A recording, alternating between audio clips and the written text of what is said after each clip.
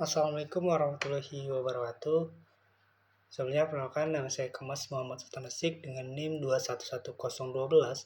Pada kesempatan kali ini saya akan menjelaskan tentang sistem pengambilan keputusan menggunakan metode SAW, di mana ini adalah mata kuliah dari sistem pengambilan keputusan yang diampu oleh Pak Darek selaku dosen pengampu dari mata kuliah ini. Sebelumnya, apa sih metode SAW ini? Metode SAW adalah sebuah teknik dalam pengambilan keputusan berbasis kriteria yang digunakan untuk mengevaluasi bagaimana alternatif berdasarkan beberapa kriteria yang ditetapkan. Dengan metode ini kita bisa mengukur dan membandingkan berbagai pilihan secara sistematif dan objektif. Mengapa kita menggunakan metode SAW? Di dalam banyak situasi, kita sering dihadapkan beberapa pilihan yang memerlukan evaluasi berdasarkan beberapa kriteria. Misalnya seperti contoh yang saya buat kali ini itu adalah menentukan calon ketua umum UKM Sinema, yang mana di situ terdapat 5 indikator baik dari pengalaman, visi misi, komunikasi, inovasi, serta kekurangan kemampuan manajerial. Nah, di situ kita dengan metode SAW ini dipermudahkan dengan memberikan sebuah pendekatan yang sistematik untuk menggabungkan semua kriteria tersebut di dalam satu keputusan akhir. Kemudian bagaimana sih cara kerja SAW? Di dalam proses cara kerja SAW ini terdiri dari beberapa langkah. Yang pertama itu adalah penentuan kriteria, di mana di sini pada contoh kali ini kita terdapat 5 kriteria yang disebut C1, C2 sampai C5. Kemudian juga adanya penilaian alternatif. Penilaian alternatif itu kita menilai setiap alternatif berdasarkan kriteria yang telah ditetapkan. Baru kita masuk ke pemberian bobot, di mana setiap pemberian bobot ini sesuai dengan tingkat kepentingan dan perbandingan. Baru yang terakhir adalah perhitungan normalisasi data dulu. Baru yang terakhir itu adalah perhitungan skor untuk menentukan siapa yang bakal menjadi calon ketua umum berdasarkan data ini. Jadi kesimpulannya adalah SAW ini adalah alat yang berguna dalam pengambilan keputusan yang melibatkan berbagai kriteria. Dengan pendekatan sistematis ini, kita dapat membuat keputusan lebih terinformasi dan rasional. Mari kita lanjutkan dengan langsung ke data yang ada dulu, yang mana ini adalah data dalam pengambilan keputusan untuk menentukan calon ketua umum di UKM atau unit kegiatan mahasiswa Sinema.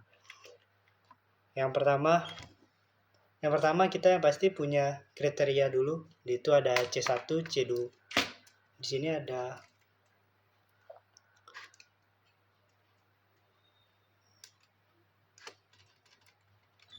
C1, C2, C3, C4, dan C5, di mana setiap kriteria ini ada keterangan masing-masing, di mana ada benefit dan ada cost, yang mana ini berpengaruh untuk ke perhitungan selanjutnya. Dan juga di sini ada calon ketua umumnya sendiri, di situ dengan kode K1 sampai K5 yang terdiri dari 5 orang yang bakal jadi calon ketua umum.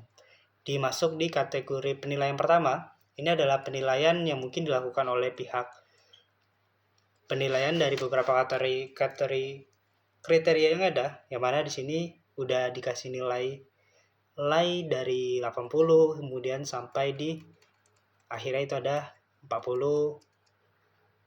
Nah, untuk dinilai ini yang pertama itu adalah penentuan max atau min, di mana jika di dalam kriteria ini memiliki keterangan benefit, maka kode atau program yang dijalankan itu adalah menggunakan max sama dengan 80 dibagi 100. Nah, di mana dengan kode itu kita akan bisa menentukan nilai tertinggi dari data yang ada. Nah, misalnya di sini di C1 itu adalah nilai tertinggi dari data yang ada itu adalah 100, kemudian di sini juga nilai tertinggi dari data yang ada itu 100, 70, dan 100. Nah, berbeda dengan C5, di mana C5 ini memiliki keterangan cost, yang artinya itu adalah menjadi kelemahan. Dan jika di sini dikatakan cost, maka yang kita hitung itu adalah nilai yang paling rendah dari nilai yang ada di sini. Nah, kalau kita lihat dari sini, kita menggunakan kode min 80 sampai ke 40, di mana didapatkan data yang terendah itu adalah 40. Setelah kita menemukan data ini, maka kita hitung langsung di penilaian alternatif. Nah, di penilaian alternatif ini kita nilai nih. Dari 0,8 ini adalah caranya adalah nilai K1 di 80 yang berada di L15 ini kita bagi dengan total nilai yang tadi kita ambil, di mana 80/100 itu menghasilkan data 0,8, kemudian C2-nya juga seterusnya, C3, C4, sampai ke bagian C5.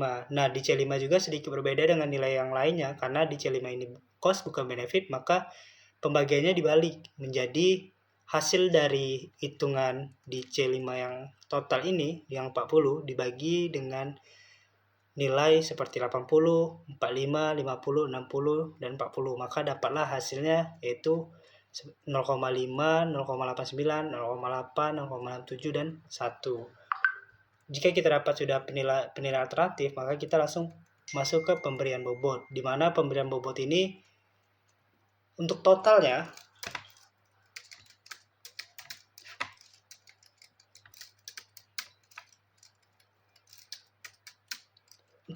adalah harus 100. Maka di setiap bobot itu diperuntukkan untuk mendapatkan nilai 100. Maka di dalam C1 ini kita tentukan bahwasanya untuk pengalaman itu memiliki bobot 20, kemudian C2 ini diboboti 10, 20, 30, 20. Baru kita totalkan dengan menggunakan program SUN dari keseluruhan data yang ada. Setelah itu baru kita rubah ke desimal dengan cara bobot ini dibagi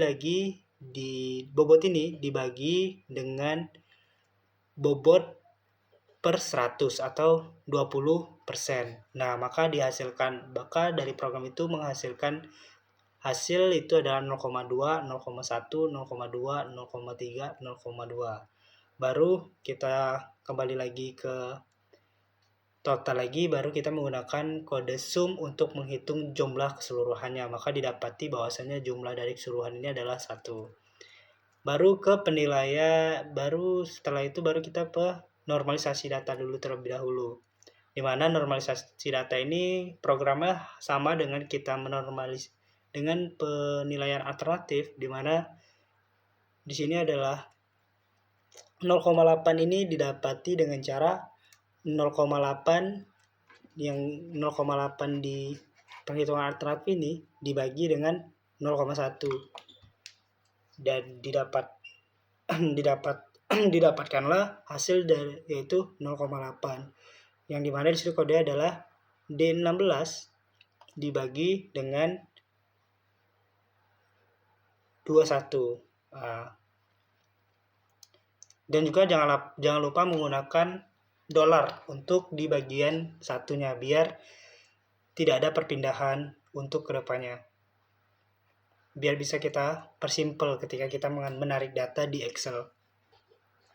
Untuk selanjutnya juga sama, yaitu di data satu ini dihasilkan dari 1 dibagi 1, kemudian 0,75 ini dari 0,75 dibagi 1, dan seterusnya sampai ke bagian C5, di mana C5 ini memiliki keterangan cost yang pasti berbeda, di mana pada keterangan C5 ini kita menghitungnya dari bawah, seperti H1 ini didapati dari 0,5 dibagi 0,5, kemudian dari 0,6 ini didapati dari 0,5 dibagi 0,89, sampai seterusnya. Setelah kita melakukan normalisasi data, masuk kita ke fase perhitungan calon ketua umum, di mana di perhitungan kali ini kita menggunakan kode yaitu